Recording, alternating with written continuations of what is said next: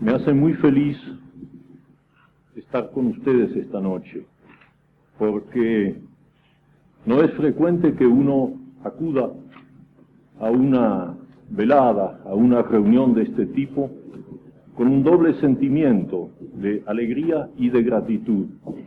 En este caso,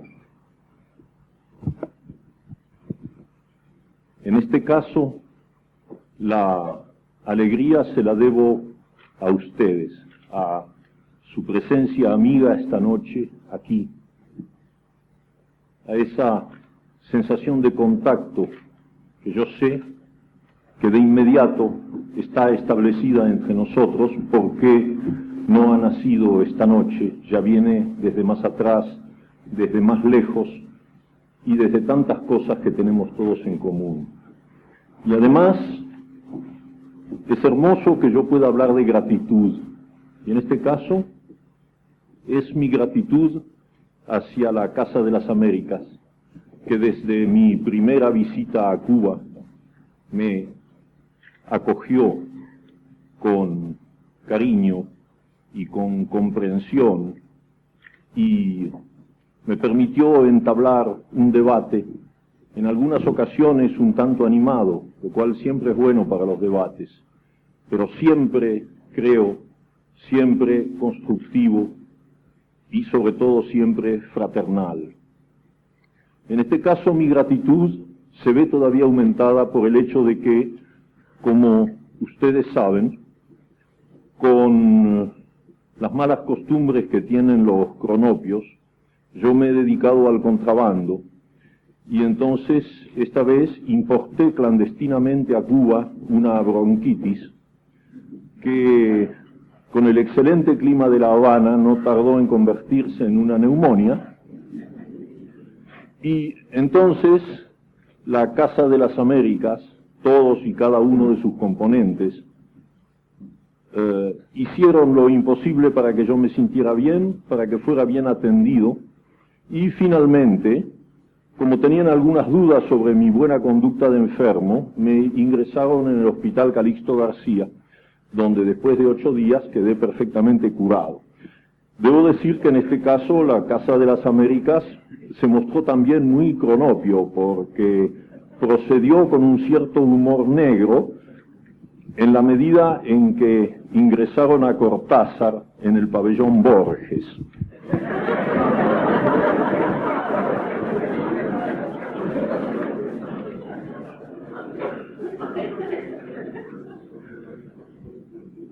Entre otras consecuencias de ese ingreso en el hospital, se cuenta el primer texto que voy a leerles esta noche, que fue escrito allí, en el hospital, como resultado del hecho bastante vistoso de que durante varios días me tuvieron con una aguja clavada en una vena y un frasco con suero fisiológico, y entonces así en las horas de insomnio yo miraba ese frasco muy bello de vidrio, muy transparente y lleno de un líquido cristalino, y pensaba que el único defecto de todo eso era que en ese cristal no hubiera un pescadito de colores, porque eso anima a un enfermo y le permite sobrellevar mejor las horas de insomnio.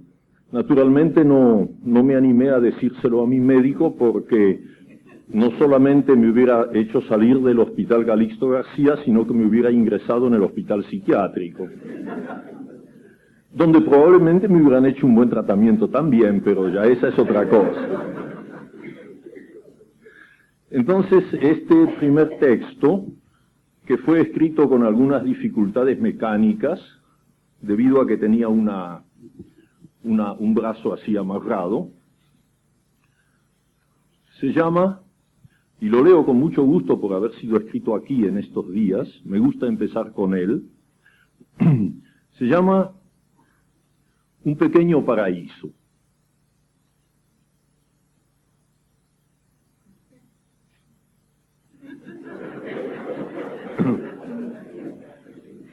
Un pequeño paraíso. Las formas de la felicidad son muy variadas. Y no debe extrañar que los habitantes del país que gobierna el general Orangu se consideren dichosos a partir del día en que tienen la sangre llena de pescaditos de oro. De hecho, los pescaditos no son de oro, sino simplemente dorados, pero basta verlos para que sus resplandecientes brincos se traduzcan de inmediato en una urgente ansiedad de posesión. Bien lo sabía el gobierno cuando un naturalista capturó los primeros ejemplares que se reprodujeron velozmente en un cultivo propicio. Técnicamente conocido por Z8, el pescadito de oro es sumamente pequeño, a tal punto que si fuera posible imaginar una gallina del tamaño de una mosca, el pescadito de oro tendría el tamaño de esa gallina. Por eso, resulta muy simple incorporarlo al torrente sanguíneo de los habitantes en la época en que estos cumplen los 18 años. La ley fija esa edad y el procedimiento técnico correspondiente. Es así que cada joven del país espera ansioso el día en que le será dado ingresar en uno de los centros de implantación, y su familia los rodea con la alegría que acompaña siempre a las grandes ceremonias. Una vena del brazo es conectada a un tubo que baja de un frasco transparente lleno de suero fisiológico, en el cual, llegado el momento, se introducen 20 pescaditos de oro. La familia y el beneficiado pueden admirar largamente los cabrilleos y las evoluciones de los pescaditos de oro en el frasco de cristal, hasta que uno tras otro son absorbidos por el tubo, descienden inmóviles y acaso un poco azorados, como otras tantas gotas de luz, y desaparecen en la vena. Media hora más tarde, el ciudadano posee su número completo de pescaditos de oro y se retira para festejar largamente su acceso a la felicidad. Bien mirado, los habitantes son dichosos por imaginación más que por contacto directo con la realidad. Aunque ya no pueden verlos, cada uno sabe que los pescaditos de oro recorren el gran árbol de sus arterias y sus venas, y antes de dormirse, les parece asistir en la concavidad de sus párpados al ir y venir de las centellas relucientes, más doradas que nunca, contra el fondo rojo de los ríos y los arroyos por donde se deslizan. Lo que más los fascina es la noción de que los 20 pescaditos de oro no tardan en multiplicarse, y así los imaginan innumerables y radiantes por todas partes, resbalando bajo la frente, llegando a las extremidades de los dedos, concentrándose en las grandes arterias femorales, en la yugular, o escurriéndose agilísimos en las zonas más estrechas y secretas. El paso periódico por el corazón constituye la imagen más deliciosa de esta visión interior, pues ahí los pescaditos de oro han de encontrar toboganes, lagos y cascadas para sus juegos y concilios, y es seguramente en ese gran puerto rumoroso donde se reconocen, se eligen y se aparean. Cuando los muchachos y las muchachas se enamoran, lo hacen convencidos de que también en sus corazones algún pescadito de oro ha encontrado su pareja. Incluso ciertos cosquilleos incitantes son inmediatamente atribuidos al acoplamiento de los pescaditos de oro en las zonas interesadas. Los ritmos esenciales de la vida se corresponden así por fuera y por dentro. Sería difícil imaginar una felicidad más armoniosa. El único obstáculo a este cuadro lo constituye periódicamente la muerte de alguno de los pescaditos de oro. Longevos, llega sin embargo el día en que uno de ellos perece y su cuerpo, arrastrado por el flujo sanguíneo, termina por obstruir el pasaje de una arteria a una vena o de una vena a un vaso. Los habitantes conocen los síntomas, por lo demás muy simples. La respiración se vuelve dificultosa y a veces se sienten vértigos. En ese caso, se procede a utilizar una de las ampollas inyectables que cada cual almacena en su casa. A los pocos minutos, el producto desintegra el cuerpo del pescadito muerto y la circulación vuelve a ser normal. Según las previsiones del gobierno, cada habitante está llamado a utilizar 2 o 3 ampollas por mes, puesto que los pescaditos de oro se han reproducido enormemente y su índice de mortalidad tiende a subir con el tiempo. El gobierno del general Orangu ha fijado el precio de cada ampolla en un equivalente de $20, lo que supone un ingreso anual de varios millones. Si para los observadores extranjeros esto equivale a un pesado impuesto, los habitantes jamás lo han entendido así, pues cada ampolla los devuelve a la felicidad y es justo que paguen por ella. Cuando se trata de familias sin recursos, cosa muy habitual, el gobierno les facilita las ampollas a crédito, cobrándoles, como es lógico, el doble de su precio al contado. Si aún así hay quienes carecen de ampollas, queda el recurso de acudir a un próspero mercado negro que el gobierno, comprensivo y bondadoso, deja florecer para mayor dicha de su pueblo y de algunos coroneles. ¿Qué importa la miseria después de todo, cuando se sabe que cada uno tiene sus pescaditos de oro y que pronto llegará el día en que una nueva generación los recibirá a su vez y habrá fiestas y habrá cantos y habrá bailes?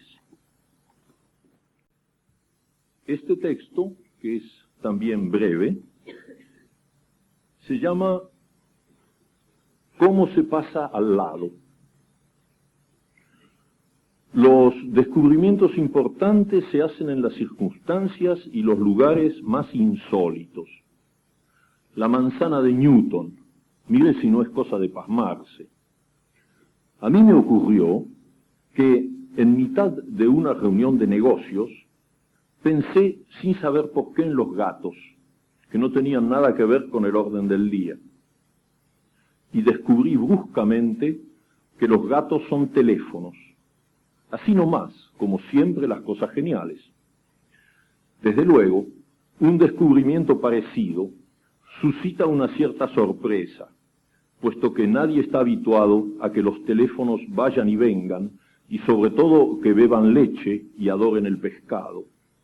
Lleva su tiempo comprender que se trata de teléfonos especiales, como los walkie-talkies que no tienen cables, y además que también nosotros somos especiales en el sentido de que hasta ahora no habíamos comprendido que los gatos eran teléfonos y por lo tanto no se nos había ocurrido utilizarlos.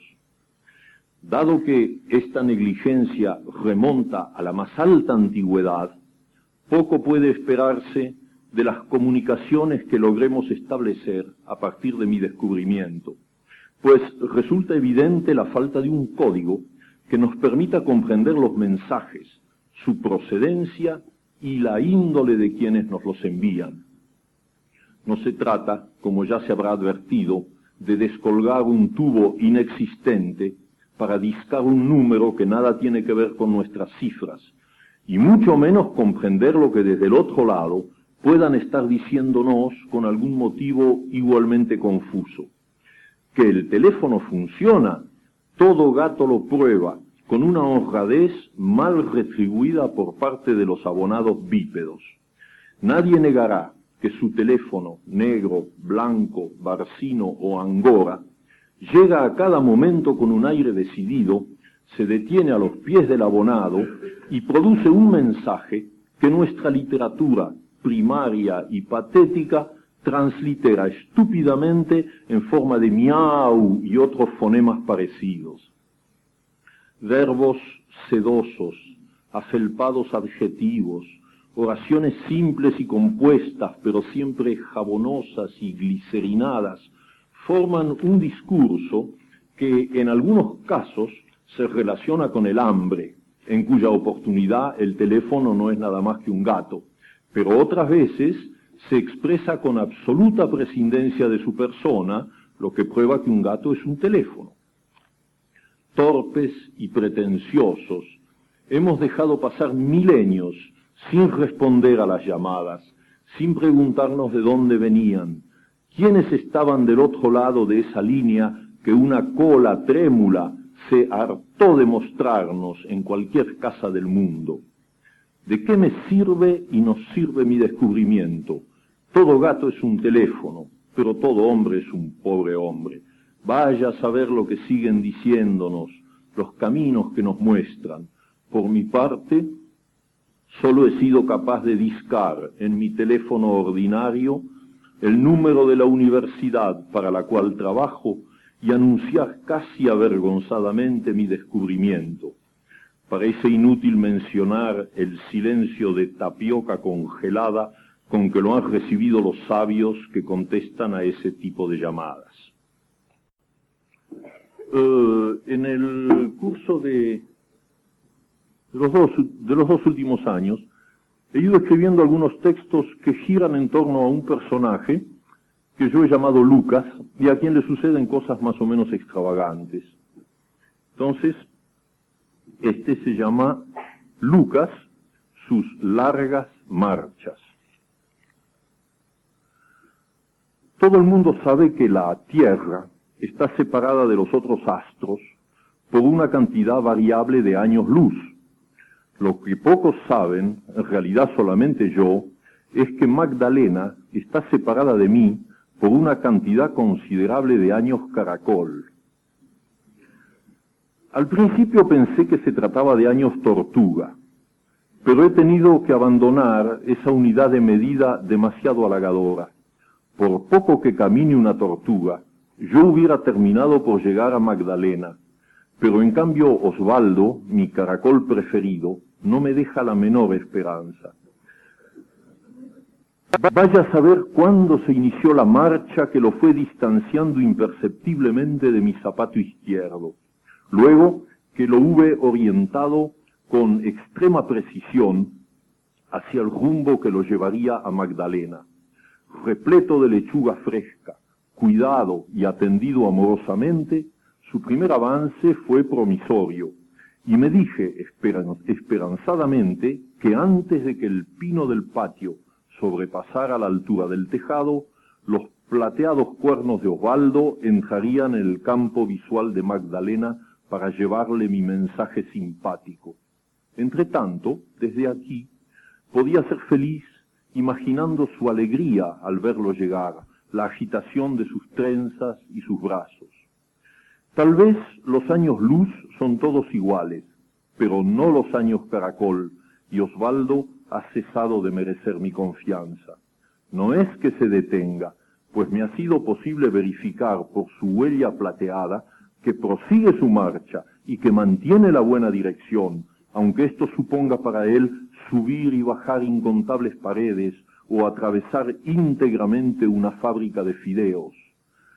Pero más me cuesta a mí comprobar esa meritoria exactitud, y 2 veces he sido arrestado por guardianes enfurecidos a quienes he tenido que decir las peores mentiras, puesto que la verdad me hubiera valido una lluvia de trompadas.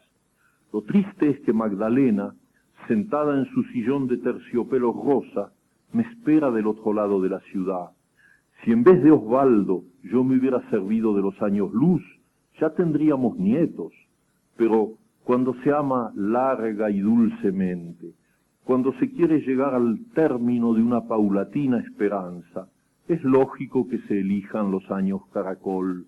Es tan difícil, después de todo, decidir cuáles son las ventajas y cuáles los inconvenientes de estas opciones.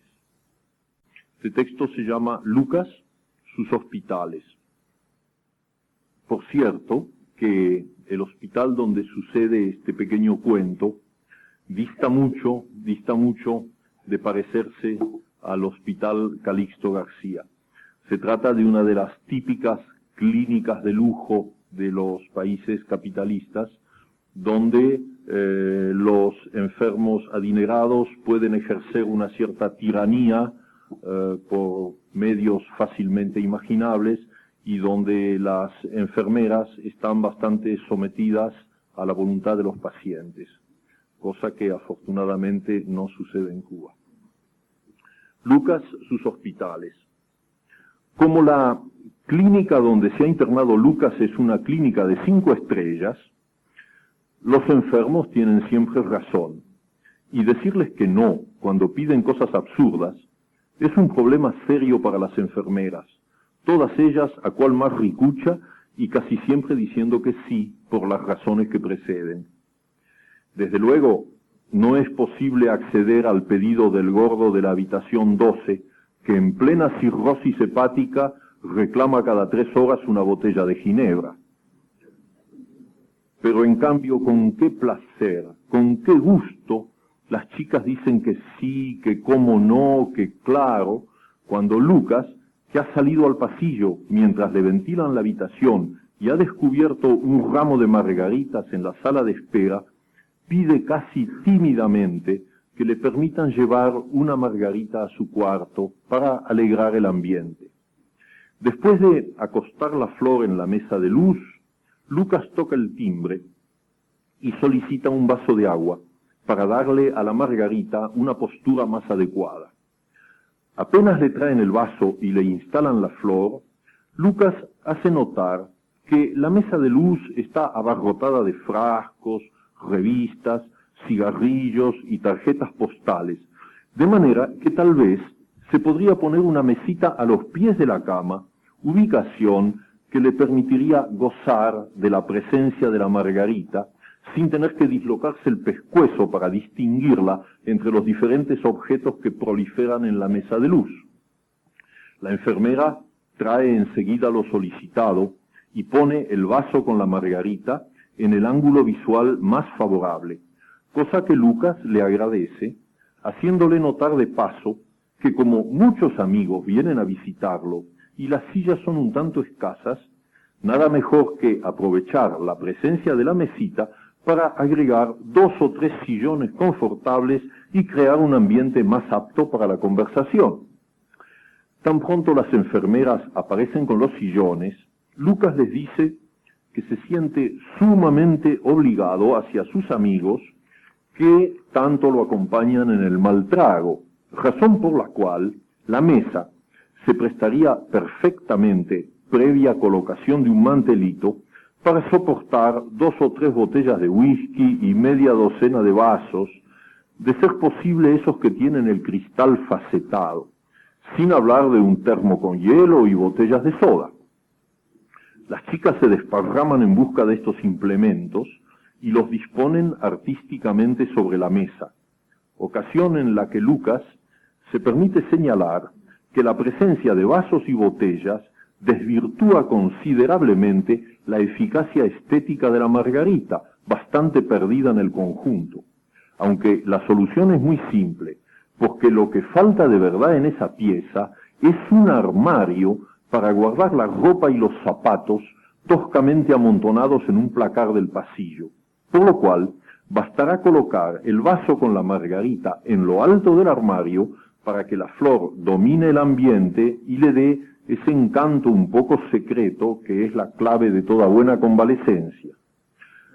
Sobrepasadas por los acontecimientos, pero fieles a las normas de la clínica, las chicas acarrean trabajosamente un vasto armario sobre el cual termina por posarse la margarita como un ojo ligeramente estupefacto pero lleno de benevolencia.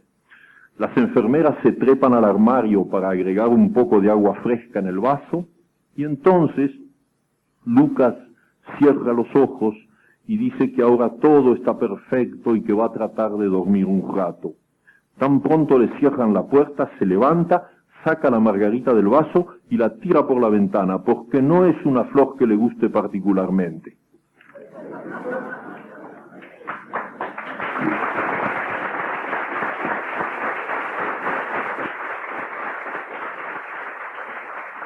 Segunda vez. No más que los esperábamos. Cada uno tenía su fecha y su hora, pero eso sí, sin apuro, fumando despacio. De cuando en cuando el negro López venía con café, y entonces dejábamos de trabajar y comentábamos las novedades, casi siempre lo mismo, la visita del jefe, los cambios de arriba, las performances en el hipódromo de San Isidro. Ellos, claro, No podían saber que los estábamos esperando, lo que se dice esperando. Esas cosas tenían que pasar sin escombro. Ustedes proceden tranquilos, palabra del jefe. Cada tanto los repetía por las dudas. Ustedes la van piano, piano. Total era fácil. Si algo patinaba, no se la iban a tomar con nosotros. Los responsables estaban arriba y el jefe era de ley. Ustedes tranquilos, muchachos, si hay lío, aquí la cara la doy yo. Lo único que les pido es que no se me vayan a equivocar de sujeto. Primero la averiguación para no meter la pata y después pueden proceder nomás. Francamente no daban trabajo.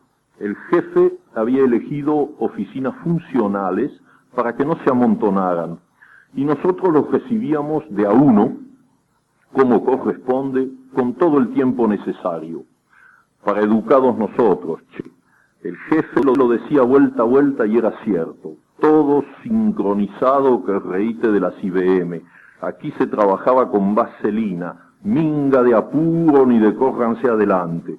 Teníamos tiempo para los cafecitos y los pronósticos del domingo, y el jefe era el primero en venir a buscar las fijas, que para eso el flaco Bianchetti era propiamente un oráculo.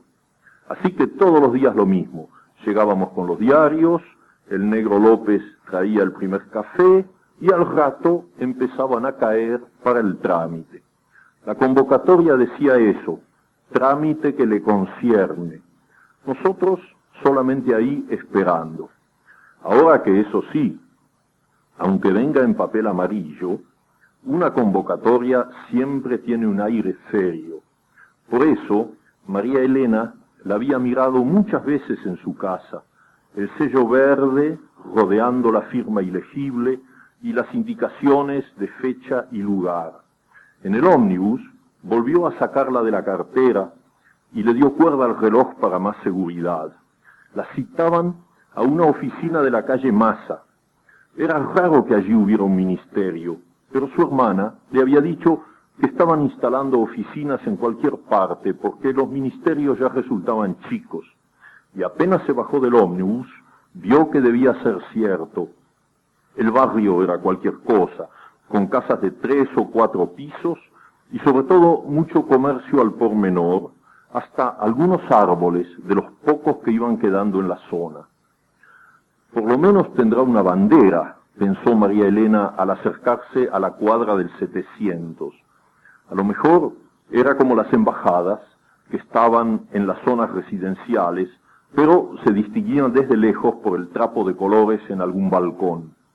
Aunque el número figuraba clarito en la convocatoria, la sorprendió no ver la bandera patria, y por un momento se quedó en la esquina. Era demasiado temprano, podía hacer tiempo, y sin ninguna razón le preguntó al del kiosco de diarios si en esa cuadra estaba la dirección. Claro que está, dijo el hombre, ahí, a la mitad de cuadra. Pero antes, ¿por qué no se queda un poquito para hacerme compañía? Mire lo solo que estoy. A la vuelta, le sonrió María Elena, yéndose sin apuro y consultando una vez más el papel amarillo. Casi no había tráfico ni gente, un gato delante de un almacén y una gorda con una nena que salían de un zaguán. Los pocos autos estaban estacionados a la altura de la dirección, casi todos con alguien en el volante, leyendo el diario o fumando. La entrada era angosta como todas en esa cuadra, con un zaguán de mayólicas y la escalera al fondo. La chapa en la puerta parecía apenas la de un médico o un dentista, sucia y con un papel pegado en la parte de abajo para tapar alguna de las inscripciones. Era extraño que no hubiese ascensor, un tercer piso y tener que subir a pie después de ese papel tan serio con el sello verde y la firma y todo. La puerta del tercero estaba cerrada y no se veía ni timbre ni chapa. María Elena tanteó el picaporte y la puerta se abrió sin ruido. El humo del tabaco le llegó antes que las mayólicas verdosas del pasillo y los bancos a los dos lados con la gente sentada. No eran muchos, pero con ese humo y el pasillo tan angosto, Parecía que se tocaban con las rodillas, las dos señoras ancianas, el señor calvo y el muchacho de la corbata verde. Seguro que habían estado hablando para matar el tiempo. Justo al abrir la puerta, María Elena alcanzó un final de frase de una de las señoras, pero, como siempre, se quedaron callados de golpe, mirando a la que llegaba último, y también, como siempre, y sintiéndose tan sonsa, María Elena se puso colorada, y apenas si le salió la voz para decir buenos días y quedarse parada al lado de la puerta, hasta que el muchacho le hizo una seña mostrándole el banco vacío a su lado. Justo cuando se sentaba, dándole las gracias, la puerta del otro extremo del pasillo se entornó para dejar salir a un hombre de pelo colorado que se abrió paso entre las rodillas de los otros sin molestarse en pedir permiso. El empleado mantuvo la puerta abierta con un pie, esperando hasta que una de las dos señoras se enderezó dificultosamente y, disculpándose, pasó entre María Elena y el señor Calvo. La puerta de salida y la de la oficina se cerraron casi al mismo tiempo y los que quedaban empezaron de nuevo a charlar, estirándose un poco en los bancos que crujían. Cada uno tenía su tema, como siempre. El señor Calvo, la lentitud de los trámites. Si esto es así la primera vez, ¿qué se puede esperar? Dígame un poco. Más de media hora para total qué, a lo mejor 4 preguntas y chao, por lo menos supongo. No se crea, dijo el muchacho de la corbata verde. Yo es la segunda vez, y le aseguro que no es tan corto, entre que copian todo a máquina y por ahí uno no se acuerda bien de una fecha, esas cosas. Al final dura bastante. El señor Calvo y la señora anciana lo escuchaban interesados, porque para ellos era evidentemente la primera vez, lo mismo que María Elena, aunque no se sentía con derecho a entrar en la conversación. Señor Calvo quería saber cuánto tiempo pasaba entre la primera y la segunda convocatoria, y el muchacho explicó que en su caso había sido cosa de 3 días. Pero, ¿por qué 2 convocatorias?, quiso preguntar María Elena, y otra vez sintió que le subían los colores a la cara y esperó que alguien le hablara y le diera confianza, la dejara formar parte, no ser ya la última. La señora anciana había sacado un frasquito como de sales y lo olía suspirando. Capaz que tanto humo la estaba descomponiendo. El muchacho se ofreció a apagar el cigarrillo y el señor Calvo dijo que claro, que ese pasillo era una vergüenza. Mejor apagaban los cigarrillos y se sentía mal. Pero la señora dijo que no, un poco de fatiga. Se le pasaba enseguida. En su casa el marido y los hijos fumaban todo el tiempo. Ya casi no me doy cuenta.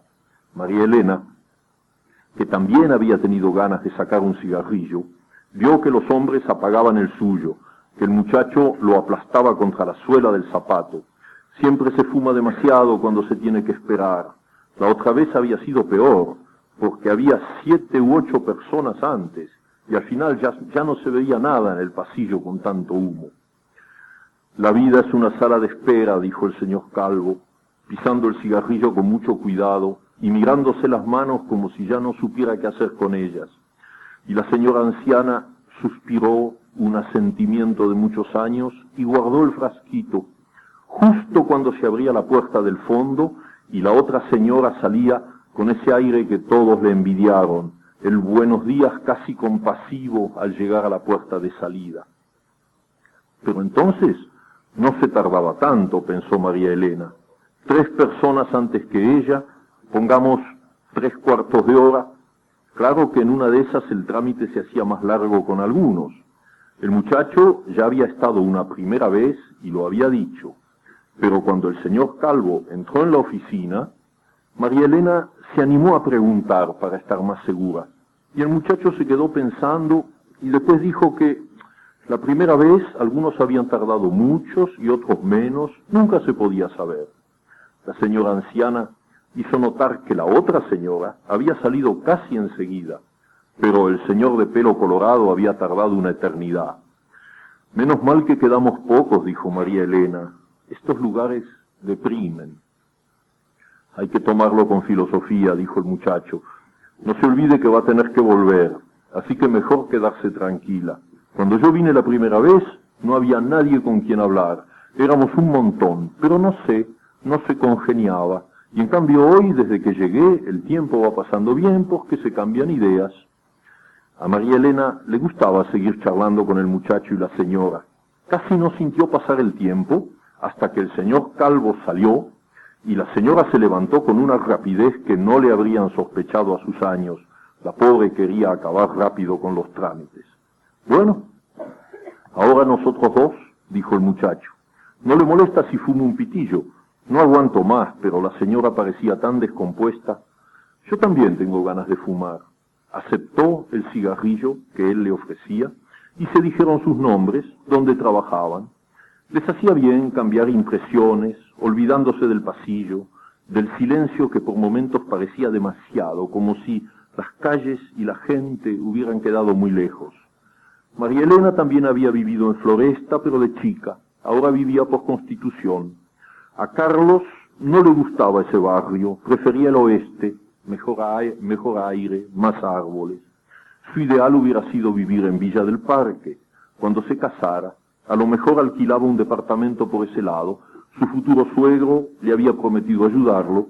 Era un señor con muchas relaciones y en una de esas conseguía algo. Yo no sé por qué, pero algo me dice que voy a vivir toda mi vida por Constitución, dijo María Elena. No está tan mal después de todo y si alguna vez vio abrirse la puerta del fondo y miró casi sorprendida al muchacho que le sonreía al levantarse. Ya ve cómo pasó el tiempo charlando. La señora los saludaba amablemente, parecía tan contenta de irse.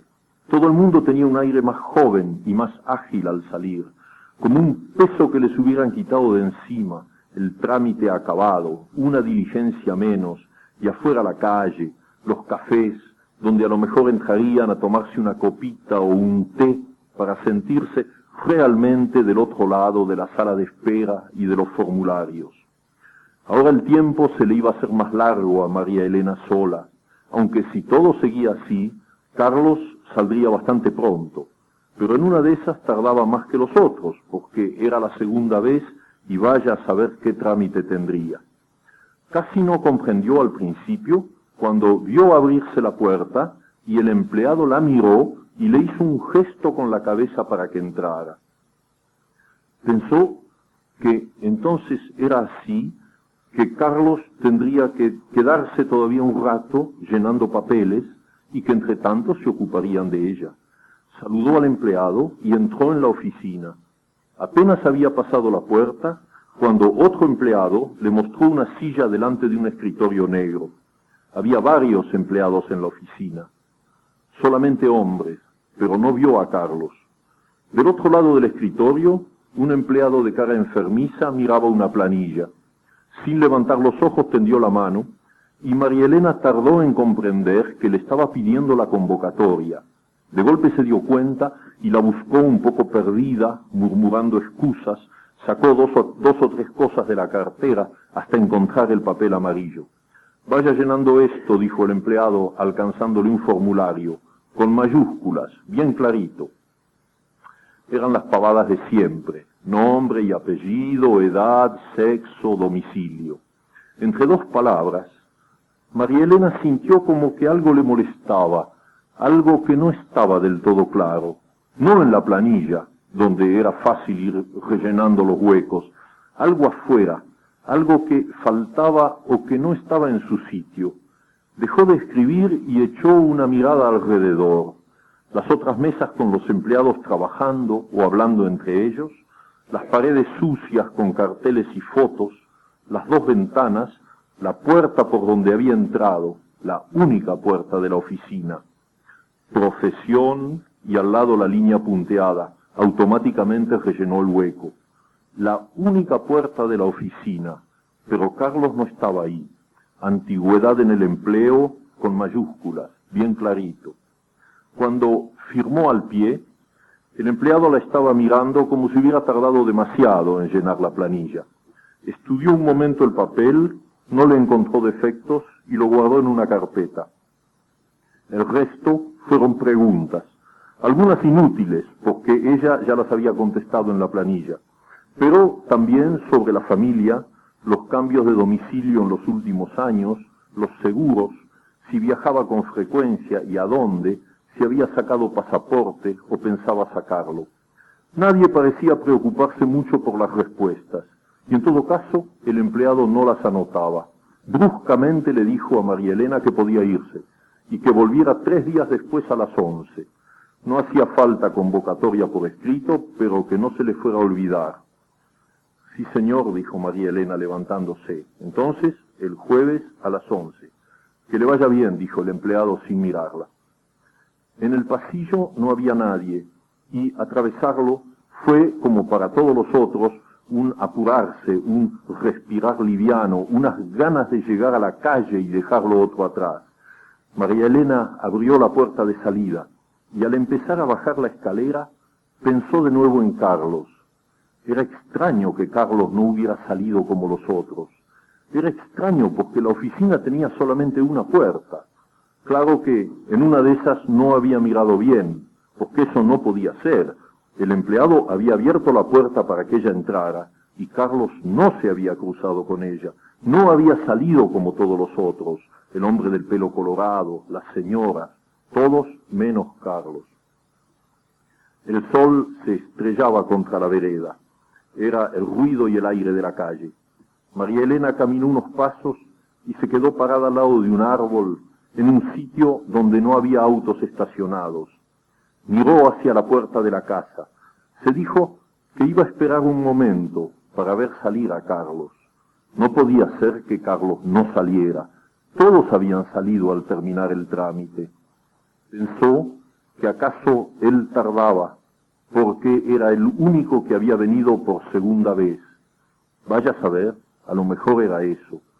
Parecía tan extraño no haberlo visto en la oficina, aunque a lo mejor había una puerta disimulada por los carteles, algo que se le había escapado. Pero lo mismo era extraño, porque todo el mundo había salido por el pasillo como ella. Todos los que habían venido por primera vez habían salido por el pasillo. Antes de irse, había esperado un rato, pero ya no podía seguir así. Pensó que el jueves tendría que volver. Capaz que entonces las cosas cambiaban y que la hacían salir por otro lado, aunque no supiera por dónde ni por qué. Ella no, claro, pero nosotros sí lo sabíamos. Nosotros la estaríamos esperando a ella y a los otros, fumando despacito y charlando, mientras el negro López preparaba otros de los tantos cafés de la mañana.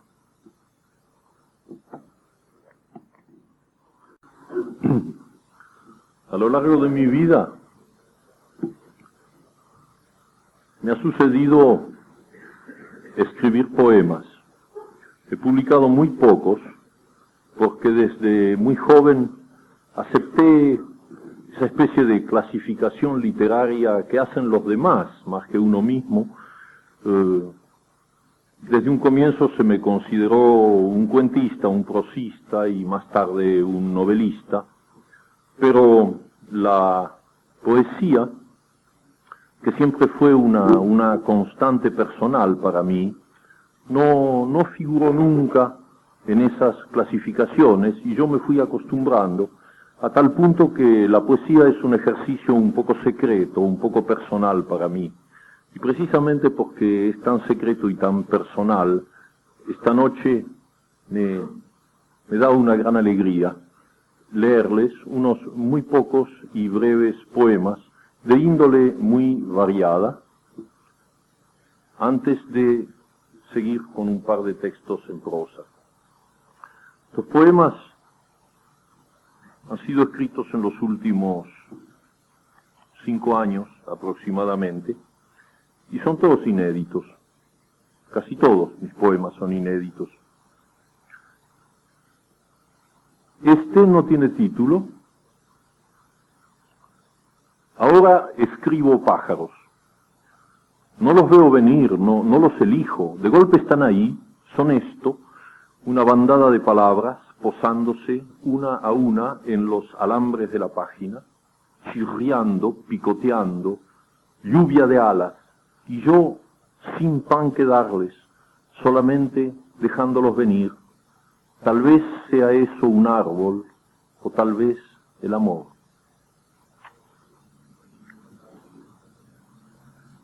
Este poema se llama Chica con mono azul. No sé si en Cuba el traje de trabajo azul de una sola pieza que tiene un cierre de cremallera se llama mono. En la Argentina se llama mono. Chica con mono azul. De arriba abajo el relámpago del cierre. Seguramente estás desnuda en tu crisálida de tela azul. Si alguien tirara suavemente la cremallera que te pasa entre los senos y desciende, eje de danza, por tu ombligo y va a perderse entre tus muslos, el mono azul caería mar a tus pies y tú, saliendo de su oleaje, Afrodita, una vez más nacida de la espuma. Una carta de amor. Todo lo que de vos quisiera es tan poco en el fondo, porque en el fondo es todo. Como un perro que pasa, una colina, esas cosas de nada cotidianas, espiga y cabellera y dos terrones, el olor de tu cuerpo, lo que decís de cualquier cosa, conmigo o contra mí, todo eso que es tan poco, yo lo quiero de vos porque te quiero. Que mires más allá de mí, que me ames con violenta prescindencia del mañana, que el grito de tu entrega se estrelle en la cara de un jefe de oficina, y que el placer que juntos inventemos sea otro signo de la libertad. Guerra Florida. Usted es una ñatita peligrosa y yo le voy a hacer la guerra. Para empezar, le tiro estos obuses y con una bazuca supersónica le anulo las defensas exteriores, mientras mis tanques ganan las zonas vulnerables y los aviones bombardean sus terrenos más críticos. Después usted se rinde, claro, aunque nunca se sabe, y es por eso que mis reservas estratégicas entrarán en acción si es necesario hasta obligarla a levantar bandera blanca. Todo esto es triste, pero vivimos en el siglo XX y usted sabe muy bien que no es posible dar tregua al enemigo. Ñatita, usted creyó todo esto, le haré la guerra, esté segura, pero vaya mirando los obuses. ¿No ve que son manzanas de Río Negro? Fíjese bien en la bazuca. Tiene una camiseta de Estudiantes de La Plata, primera división. Los tanques, ¿no los siente? Tienen dedos para abrirse un camino despacito, y los aviones son abejas, haciendo aterrizar en sus pestañas, en su nariz y en su trompita, que llora por llorar, porque se debe, porque no hay que rendirse sin llorar, protestando un poquito, para que nadie diga que fue fácil.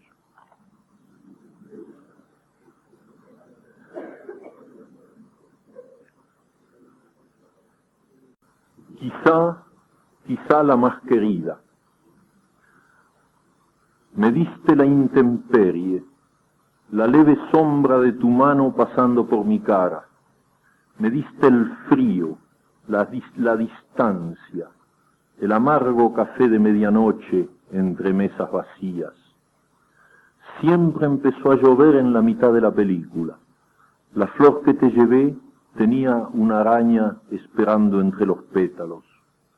Creo que lo sabías y que favoreciste la desgracia. Siempre olvidé el paraguas antes de ir a buscarte. El restaurante estaba lleno y voceaban la guerra en las esquinas. Fui una letra de tango para tu indiferente melodía. Y este último, que se llama Policronías. Es increíble pensar que hace 12 años cumplí 50, nada menos. ¿Cómo podía ser tan viejo hace 12 años? Ya pronto serán 13, desde el día en que cumplí 50. No parece posible. El cielo es más y más azul, y vos más y más linda. ¿No son acaso pruebas de que algo anda estropeado en los relojes? El tabaco y el whisky se pasean por mi cuarto. Les gusta estar conmigo. Sin embargo, es increíble pensar que hace 12 años cumplí 2 veces 25. Cuando tu mano viaja por mi pelo, sé que busca las canas, vagamente asombrada. Hay 10 o 12, tendrás un premio si las encontrás. Voy a empezar a leer todos los clásicos que me perdí de viejo. Hay que apurarse. Esto no te lo dan de arriba. Falta poco para cumplir 13 años desde que cumplí los 50. A los 14 pienso que voy a tener miedo. 14 es una cifra que no me gusta nada, para decirte la verdad.